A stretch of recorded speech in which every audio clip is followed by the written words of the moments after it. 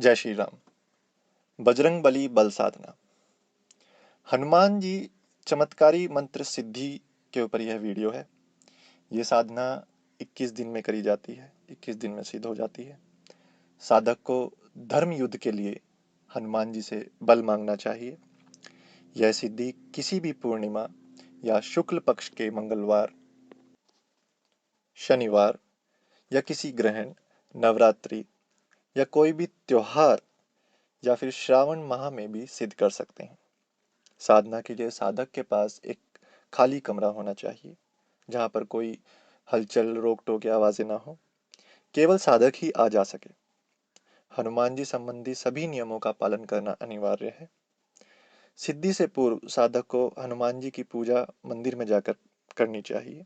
प्रार्थना करें कि निर्विघ्न साधना संपन्न हो, ऐसा वो संकल्प लें। ये साधना निस्वार्थ भाव से होना चाहिए, कोई स्वार्थ ना हो। धर्म युद्ध के लिए कर रहा हूँ, किसी मुसीबत के लिए कर रहा हूँ, ऐसी सोच मन में हो साधक के। पूजा सामग्री में चंदन की धूप, अगरबत्ती, 2 फल, कोई भी 2 फल ले सकते हैं, 2 बूंदी के लड्डू, लाल गुलाब की माला, चंदन का इत्र छोटी शीशी में ले सकते हैं, ज़्यादा बड़ा लेने की जरूरत नहीं है।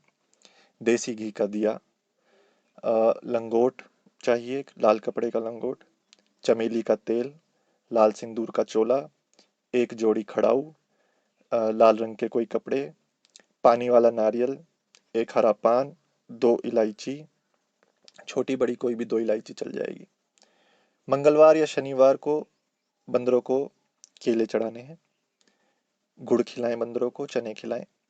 ये कर्म तब तक करे जब तक कि सिद्धि प्राप्त ना हो जाए। सिद्धि के लिए साधक को सबसे पहले अपने कमरे में चंदन का जो इत्र है, चंदन का जो सेंट है, वो छिड़क देना चाहिए। फर्श पर 2 मीटर की ऊंचाई तक चारों दीवारों पर इसको फैला देना है। फर्श पर भी छिड़कना है और दीवारों पर भी 2 मीटर की ऊंचाई तक आप इसको छिड़कना है।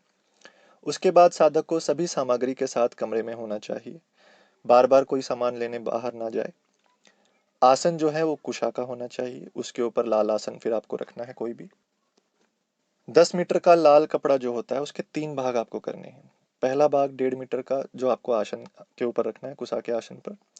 दूसरा भाग 1.5 मीटर का आपको जो है बाजोट या जो भी चौकी आप रखेंगे उस पे रखना है। और तीसरा भाग जो है वो 7 मीटर का होना चाहिए, वो आपको पहनकर साधना करनी है। यानी एक ही कपड़े में से ये तीनों चीज होनी चाहिए, ऐसा नहीं अलग अलग कपड़े में से आप करेंगे। माथे पर लाल चंदन का तिलक होना चाहिए, पीला चंदन नहीं चलेगा। माला रुद्राक्ष की होनी चाहिए। माला को जल में डुबोकर लाल सिंदूर सभी दानों पर रगड़ें और माला को फिर गोमुखी में रख दें। जिनके पास गोमुखी नहीं है, 15-20 रुपए की ऑनलाइन भी मिल जाती है। अब पूजा की चौकी पर जल का कलश आपको रखना है। थाली में हनुमान जी की मूर्ति स्थापित करें और चंदन के सेंट या इत्र से उनको स्नान कराएं। देसी घी का अखंड दिया जलाना है। चंदन की धूप बत्ती, अगरबत्ती फिर जलाएं। भोग में गुड़ रखें या मीठा रामरोट भी बना सकते हैं। फल जो 2 बताए थे वो रखने हैं। मिठाई का भोग जरूर रखें। फूलों की माला चढ़ाएं। थाली में थोड़ा सिंदूर, चावल भी आपको रखने हैं। साधक सबसे पहले पवित्रीकरण करे अपने शरीर का, उसके बाद सामग्री का, उसके बाद वास्तु दोष पूजन करना है। गुरु मंत्र अगर कोई है तो उसका 1 माला जप करना है, अथवा आप राम राम भी कर सकते हैं। संकल्प लेवें, जो भी संकल्प आपको लेना है उसका संकल्प लेना है।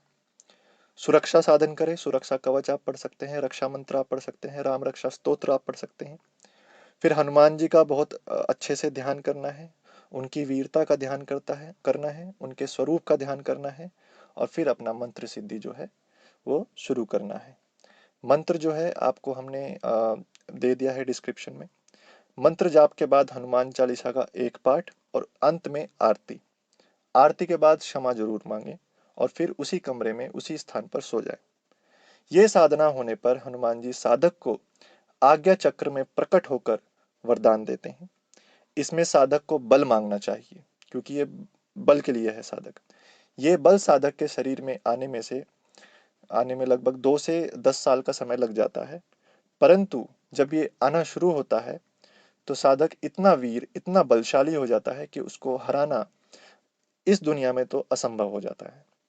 पूर्ण श्रद्धा, और विश्वास रखें। मंत्र डिस्क्रिप्शन में आपको दे दिया गया है। जय श्री राम।